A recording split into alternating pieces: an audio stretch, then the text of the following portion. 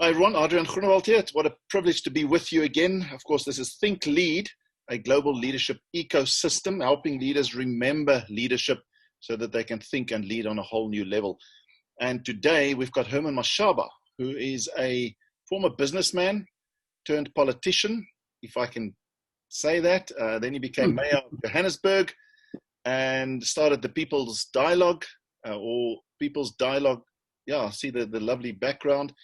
And soon to launch his political party, which I think South Africa is waiting for in anticipation. Herman Mashaba, welcome. Thank you very much, Adriaan, and really wonderful to get this great opportunity to talk to you. So, yeah, thank you for joining us on ThinkLead. You've been very busy the last few months. I think there's few people that are busier or have been busier than what you've been. Just to kind of summarize in a very simple way, you left as mayor of Johannesburg and you started the People's Dialogue and have been engaging South Africans left, right and center, broad spectrum, millions of South Africans giving their views and input about what matters to them. And based on that, you are launching your political party in about 3 days. And your foundation principles that you'll drive come from the feedback of South Africans. Is that right? Yes, actually, it's overwhelming, it's humbling, inspiring what has really transpired. I think when I conceived the idea after resigning from the DA and the mayorship of Johannesburg, when people were crying out for me, calling on me to start my political party, but then I said, how does one form a political party when you don't know whether you've got the support, firstly? And secondly, do we share the same values? Because Adriaan, at the time, just come out of a broken relationship with the DA when I joined them, including actually leaving my successful business career to assist, to unseat the ANC and save the country, only to discover when I'm in government that the DA is not interested in unseating the DA, sorry, the ANC. That's when I felt, I think I need to establish two things. Let me first see if I've got the support. Secondly, let me see South Africans and I share the same ideas. And approach my family for financial support as a gift to South Africa because, as you can imagine, this is a very expensive exercise because I had to get service providers, I had to employ people immediately, And for me, when I approached my family with my proposal, I remember saying to them, if we can have about 500,000 South Africans supporting what I'm hearing out there, people saying I must start a political party, that will really be enough sample. We were humbled by 2.4 million submissions. So we're the only political party post-1994. Even, the ANC themselves, when they started in 1912, did not have such numbers. We are starting with a foundation of 2.4 million people saying, please start a political party, firstly. And secondly, these are the core values of what that party must stand for. The party must stand for non-racialism. The party must stand for free market economy where the business sector, particularly SMEs, must play the role. Government's role is to create a conducive environment. South Africans are saying we are embarrassed to be a nation which is known worldwide as the most unequal society in the world. So we want social justice. South Africans are saying we live in a very safe environment. We see politicians stealing us left, right, and center blatantly with no shame. We want the rule of law. People of this country says, why almost 19 million of us did not vote is because there is no political party that aligns with our thinking. We want to get an opportunity to directly elect our public representatives. And we now obviously embrace this and released the full report sometime in May, made the decision to launch the political party. And yes, Saturday, it's around the corner. We'll be launching our political party with our constitution and also with now our blueprint of all these core values that came from South Africans, because immediately after the closing date, which was February of the end of February this year, we started engaging experts in various fields, being on social justice. We got people who have worked in the space. When it comes to the rule of law, we worked with judges, former policemen, current police men and women, magistrates, and so forth.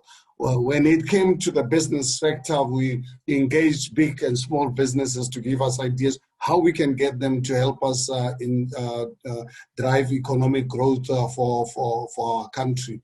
So, you know, people who are involved in assisting us to drive, to make sure that 15, 20 years down the line, we now have a non-racial society. So when we talk about non-racialism, it's not something that we want to leave it to chance. We're all going to drive it, use incentives for South Africans to appreciate themselves to be God-created creatures that must coexist. And so I'm excited to have been given that opportunity. 2.4 million people. I act on behalf of 2 million submissions. It's not something that is driven by my ambition. I'm driven by society saying this is what we want. I mean, obviously, this is ThinkLead is a leadership platform, and this is all important for the context. But I want people to know the leader, the human being that's going to drive this incredible initiative, which a lot of people hope it's going to be successful. Our country definitely needs something new. It feels to me like your timing is potentially perfect in terms of where the world is, where people's mentality is, the emotional state. It could be very good timing. But what is missing in our leadership culture at the top in our country? What do you think is missing? I think it's a difficult question to answer in 2 minutes, but I think I will try my best. Adriaan, I don't really know the ANC as an organization, what they learned when they were outside this country is honestly some kind of evil that persists within this organization. But I think it's to do with being trained by the Soviet Union. You know, communism, it's a brutal system. The brutal system that survive on depriving people of opportunities, of making people dependent on the state, and only the top layer are the only ones that enjoys the benefit of the country. So for them, when they came in here in this country, we started really seeing things that are evil in my world and where I grew up. Yes, were we perfect? We were never perfect. Human beings were never perfect. I think when people don't have the conscience, they don't have the value, they don't believe in God. For me, they're dangerous creatures. And it looks like ANC is that kind of an organization that does not have conscience. They don't believe in God. They don't believe in morality. So it's really quite difficult when a country for 26 years it's led by such a group of people. So that's unfortunately we're reaping the result of allowing ourselves to be governed for so long. But look, at the end of the day, I voted for them twice in my life in 1994 and 1999, because at the time I didn't know what I know now about them. And also having the opportunity to really look at how brutal the system that taught them. You remember the ANC were trained by the Soviet Union. The Soviet Union wanted, during the days of Stalin, how badly they wanted South Africa.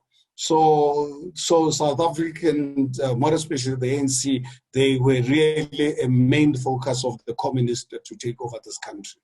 Well, I think obviously you're making a collective statement. There would be people within the ANC that do believe in God, who have moral standards, but there seems to be a collective morality, perhaps, which keeps surfacing, and they don't. Yeah, well, look, yeah, I think it's, yes, I'm sure there must be some who believe in God, but then the thing is, in believe in God too, but you've got to have values, you've got to have the conscience. So I think it's well and good to really say, I believe in something, but to practice something different. Let me tell you something, you know, I lost my father when I was 2, and my grandfather, 26 of August 1959, there's a day when I was born, and my grandfather, who used to be a security guy at the gate of the Ga-Rankuwa municipality, happened to have been home. And the whole village knew about my pet. I meant everything to him. And when he was home every month in December, spending the holidays with, I'll always be with him. And he taught me quite few wisdoms. And one of them was always to say, my boy, please make sure in life, believe what people do than what they say. Says people can talk, says give them a chance, listen. But ultimately, believe what people do than what they say. And he said to me, it taught me one thing, and I've lived through this all my life, to say, if someone says to you, they tell you something, and then go and do something different, and deliberately so. People make mistakes. When it's not a mistake, you can see this person was mislead you. He says, please don't give them a second chance in life. Get yourself, divorce yourself from this person. Never associate with them anymore in your life. And that's how I live my life. And that's why I can make the statement about, do these people actually believe in God? Yes, they will say they do, but do they practice what God expects us to do? It's another subject. I think we can talk about. Yeah, you raised some very interesting and deep principles. By the way, it's Herman Mashaba's birthday today, and I'm so grateful that you're giving me a few minutes of your time, Herman. Thank you so much. I didn't even know that, but happy birthday. But Herman, what are you then, from a leadership perspective, as a leader, what are you bringing differently to the table then? Because we're now used to the ANC for a couple of decades. We've got the DA in the wing. But what are you bringing differently as a human being, as a leader? What are your values personally? How do you lead? Well, you lead by listening to people, more especially in public service. Unlike I spent almost 35 years of my life in the commercial world, where we chase profits, because you can't run a business if you don't make money. But the process of making money, you've got to look after people. You don't need any government anywhere in the world to tell you that I must look after people to help me run my business, because I'm an individual. I look back at my life when I conceived the idea of starting Black Like Me in 1985. I conceived the idea actually in 1984, and we started manufacturing in January of 1985. The whole principle was to understand that I'm incomplete as a human being. I needed partners. I believed in partnership because I recognized early stage of my life that the only way I can achieve anything in life, I need partnerships. So that whatever weakness that I have, because I've got so many weaknesses, so what I do, complement them, making sure that I surround myself with people who share the same values, people who are strong, who are decisive in the approach to life. Now I'm in the public service. Here it's not about profits. It's about saving society. So, and how do you save society? It means you've got to really listen to them. And our core values obviously speaks to them. You will see how we're going to practice real democracy. We're going to change the direction of democracy as a political party.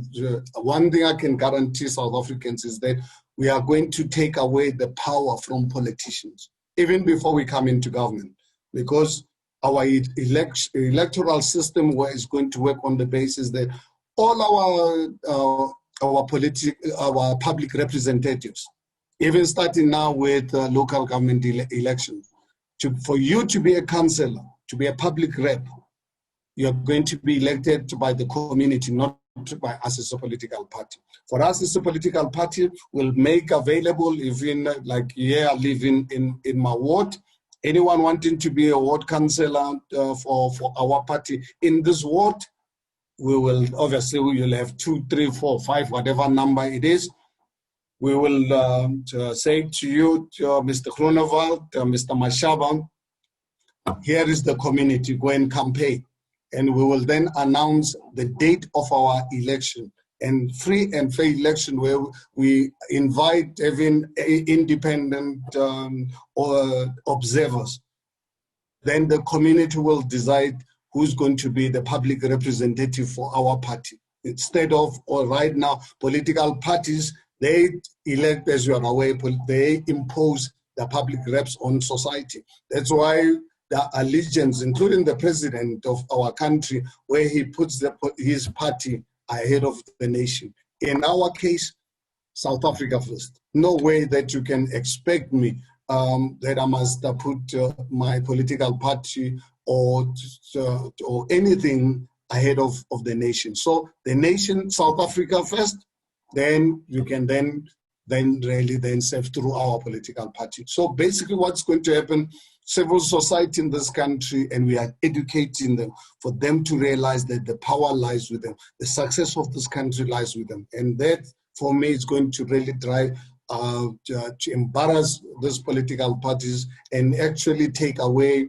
the power of politicians. Politicians will realize that they are servants of the people. So they will respect. When you see a member of the community in your ward, you will bow down to them because you know your work depends on them. Because if you react, you behave like we see politicians today behaving like they're small gods, those days are gone. Yeah, you will respect society. You will respect society. That is so needed. I mean, this they think they're little guards and they're blue light brigades, and go get out of my way. I'm important. It doesn't work for me. It doesn't work for a lot of people. So what I hear you, it doesn't work for anyone. It works for politicians. Yeah, what I hear you say you're bringing to the party that's different is a service mentality, a listening mentality, real democracy, power back to the people, not to a political party, but to South Africans, to the country. And of course, a lot of other things that you bring back to the party, to leadership and to politics. Herman, do you? I know this is a silly question. Do you really want to lead South Africa? Do you really want to lead?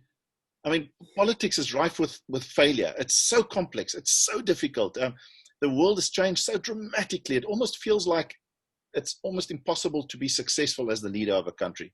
You set yourself up for failure. I know it's a radical thing to say, but do you want to? Do you want to eventually lead this country, or are you taking it step by step? I think, Adriaan, it would really be unfortunate if human beings, not just in South Africa, all over the world, if ever they can have this mentality that politics, it's a dirty game. I think it will be a very sad day, because politics is about saving society. Because once you come up with that kind of mentality, you know what you do? You allow your country to be governed by criminal elements, because criminals will take advantage of people saying, this is not for me.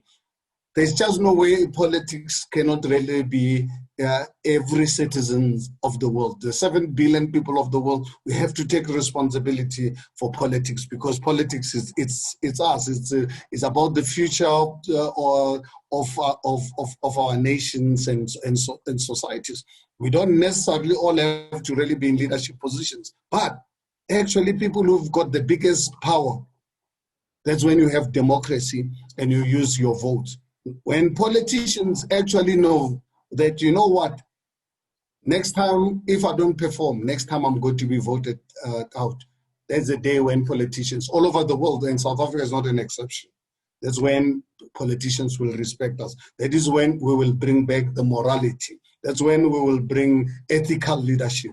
But for as long as then people say, no, politics is a dirty game, let them try their dirty games, but to make sure that next time we vote them out until they learn. And it's not the process that you can achieve overnight, but it is achievable. And I believe it is a right of every citizen. I think I really so admire the Australian voting system, where I believe, I hope before I die, I can really have an opportunity to push through Parliament where it must be mandatory, it must be an obligation, it must be a criminal offense for anyone of a voting age not to go and vote.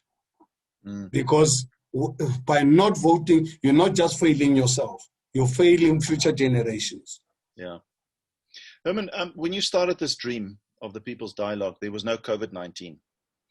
And subsequently, the whole world has been turned upside down by this experience. How has it changed? How do you think this has changed the world, the mentality of people, the way we lead a country? What in your mind has changed as you've given this some thought? Look, I think for South Africa, it's been a very, very unfortunate situation. But at the same time, it is really actually quite positive. As much as we're in a big hole, I don't know how, to be honest with you, I don't know how we're going to get out of this hole, because economically, South Africa is in a huge hole. And we like a patient in an ICU with doctors or surgeons not knowing what to do with this patient, because the kind of leadership that's responsible to resuscitate this patient, they have no clue. In fact, they look at this patient, they think this patient is actually an opportunity for them to loot what's around that patient. So I'm really very scared about that. But on the other hand, I think the timing for us was perfect, because ANC corruption has been completely exposed. They have got nowhere to hide, and there's no way to cover up. Obviously, because it's in their nature, instead of really looking as COVID-19 as a crisis, they looked at it as an opportunity to steal. And that has really exposed them. As you are aware, ANC, if you look at their voting demographics, the ANC at the moment, it's a rural party. They're being supported by vulnerable South Africans. But even those vulnerable South Africans that they took for granted, now they've discovered to the ANCs, because these are the people, when people were in desperate need, they started stealing their food parcels. They started building shacks. I mean, last night with my family, someone sent me something where, I mean, a tin shack that I was saying to my kids, I'm sure you can build this for 5,000 maximum. Government is paying 300,000 each. You know, I mean, it's scary. You listen and you read senior government officials, PPEs, they buy a product for 68 cents, they sell it to government for 7 rands. I mean, this is at a time when already we've lost, 3 million people are here. The experts are saying South Africa, since COVID, we've already lost 3 million jobs, and we're going to lose another further 4 million by end of this year. So basically, what is scary is that if obviously all the predictions are true, and I have no reason not to believe it, is that we'll have more people unemployed than employed by end of this year. And I can imagine, Adriaan, I don't think anyone would want to live in a society like this, a society with such inequality and being run by a government that keeps on stealing. I mean, as we start wrapping up, so that you can go and have a birthday bash with your family, how are you going to manage egos in your party? Now, what I mean by that is, I mean, most political parties, politics is filled with ego. I think your electoral system proposal and those things will help, of course, you know, the way that people will vote, and, you know, South Africans will be at the forefront. But still, politics is fraught with ego. And that's why some other possible opportunities of breakaway parties in the past could have saved our country potentially, but they failed potentially because of ego. How will you keep ego intact in your party to make sure it doesn't splinter and get destroyed by that? Well, you please go through our constitution on Saturday. By 12 o'clock, our constitution will be live. And we ensure that if You don't really, you are not here to serve society. You're here for your own personal career and ambition, and you stray offline. I can tell you, we will treat your dismissal like I do it in the private sector.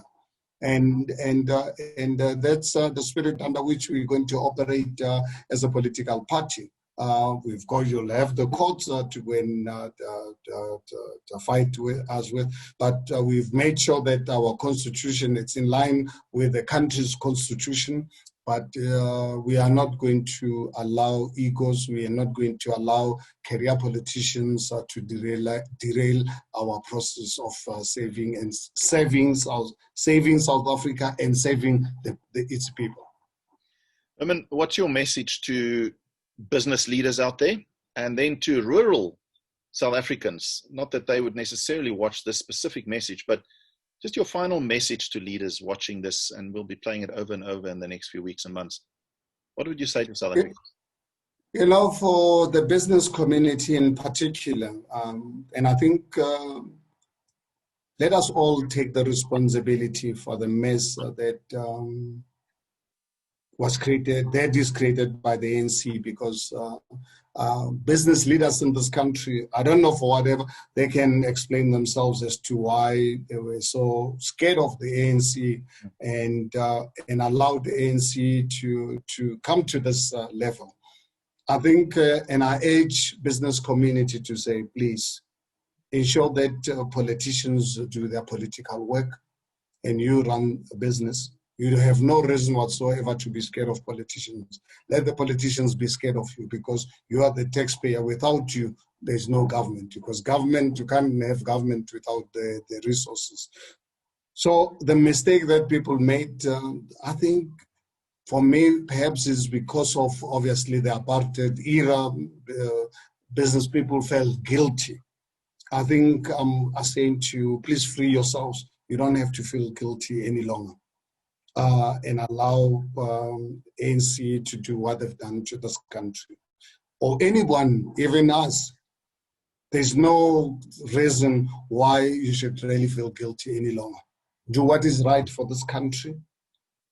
Forget about political expediency. Do what is right. We believe, and I really believe that a lot of business people have got the conscience to do the right things. And those who don't do the right things, I think we'll have the rule of law. We'll have our criminal justice system to really deal with the corrupt the people. Because corruption does not only happen in the public sector, also happens in the private sector. So we need to nurture right at the beginning of birth of our citizens, give them the conscience for them to understand. We want you to be the best businessman in the world. Go and create become $1 billion or whatever. But at the end of the day, understand the social conscience, understand the role that you can play, because how much money, how many meals can you have in one single day? If you can imagine, today it's my birthday, I've only had one meal waking, just really grab something from the fridge, warmed it up in a microwave and came back to it. How many meals can I have in a day? How many cars can I drive? How many houses can I have? Yes, you've got to take care of yourself, family, and I think that's a principle that you need to drive. But I think let us look at the bigger picture. Look at your neighbor. Do you want to live in a society where, as a successful South African businessman, you're in London or Tokyo or New York or anywhere in the world, people know that, you know what, Adriaan Groenewald comes from South Africa, where he lives in a country which is the most unequal in the world. You live in a country where chance of a woman being raped are high. Someone, you've got a chance of being murdered and so forth. So these are things that we need to take into consideration to say, what is creating all this? What role can I play as a businessman to assist and work with government to ensure that one day, 15, 20, 25 years down the line, that we can have a normalized, reasonably normalized society, because we will never achieve the type of equality that the communists and the so-called socialists are preaching. You'll never achieve that. What we need to focus on is, let's focus on creating opportunities for our people. But the outcome, that no human being can ever determine, because once you try and determine the outcome, it's where you will fail. The outcome will come naturally, because not everyone wants to be a businessman. There are people in this world not interested to be business people, not interested to make money. There are people in this world who are not, they don't want to be teachers. There are people in their own world who don't want to be lawyers. They don't want to be accountants. But one thing for sure, all of us, God has given us different types of skills and ability. So what you do as government, create that opportunity, an equal one, and allow people to flourish to the best of their abilities. And business has got a role to play in that. Government can't play that role on its own. Herman, before I ask you my last simple question, what do you say to those millions of South Africans that are tied to the ANC by the hip, through grants, through all the other ways that they've got them tied up in a way? What's your message to them? You know, fortunate enough, honestly, Adriaan, I don't have to have a message to them. ANC has already exposed itself. Go and talk to an old woman, an 80-year-old woman in Mahobaskloof or in Umlazi or in Haramutz in Hammanskraal. ANC is completely exposed, totally, completely exposed. I've got teams on the ground on an everyday basis. We've got close to 60,000 volunteers. As I'm talking to you, they're working in all the communities. How with the type of feedback that they get from all people who are suspicious of these people coming from the ANC, that they don't want to really see this organization called the ANC, what they've actually done to them. So I think I'm not the one to actually advise them. ANC has exposed itself and cannot really change. Herman, finally, I mean, you've started a huge journey, yeah? I think I know the answer to this, but just tell me personally, do you have the energy for this? You're starting a new political party. It's a long road ahead. Are you energetic, physically, spiritually, emotionally? You seem ready for this. Are you? Well, tell me, do I have an option? Tell me, what options do I have? Right now, I don't have a choice. Whether I've got the energy or not, whether I love this job or not, this job has got to be done. Someone has got to really do it.